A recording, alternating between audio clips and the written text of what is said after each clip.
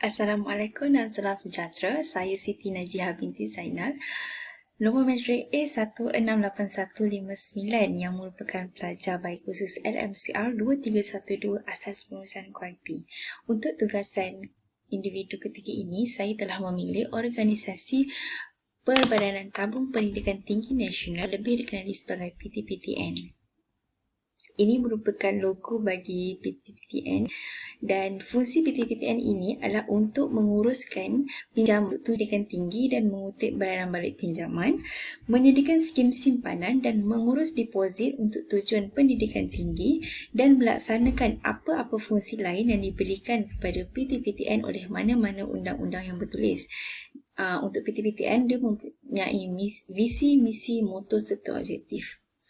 Jadi, kita akan lihat apakah visi bagi PTPTN. Visi PTPTN adalah menjadi institusi peneraju dana dan tabung pendidikan tinggi menjelang tahun 2020. Misi bagi PTPTN pula mengurus dana dan tabung pendidikan bagi tujuan pinjaman pendidikan tinggi melalui pengurusan kewangan yang strategik dan inovatif. PTPTN pula dana pendidikan pemangkin pembangunan negara serta objektif bagi PTPTN pula adalah memastikan pinjaman yang efisien disediakan kepada pelajar-pelajar yang layak mengikuti pengajian di institusi pengajian tinggi IPT selaras dengan hasrat kerajaan bahawa tidak ada pelajar-pelajar yang gagal memasuki IPT atas sebab-sebab kewangan. Untuk dasar kualiti PTPTN juga, PTPTN ialah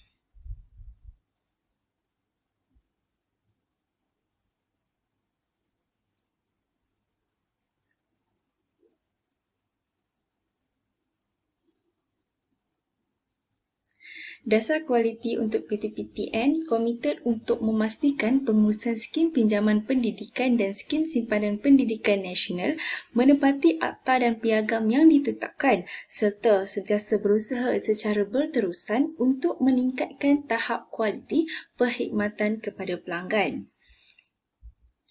PTPTN juga menyediakan piagam pelanggan di dalam website mereka, iaitu mereka menyatakan bahawa piagam pelanggan mereka,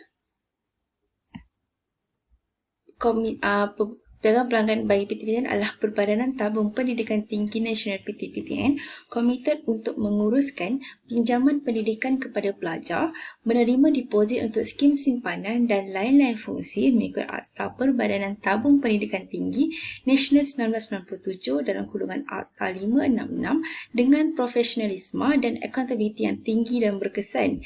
Dan PTPTN juga berjanji kepada peminjam mereka bahawa mereka akan memproses permohonan pinjaman yang lengkap dalam tempoh 5 hari bekerja selepas tarikh tutup permohonan mengikut kelompok yang ditetapkan.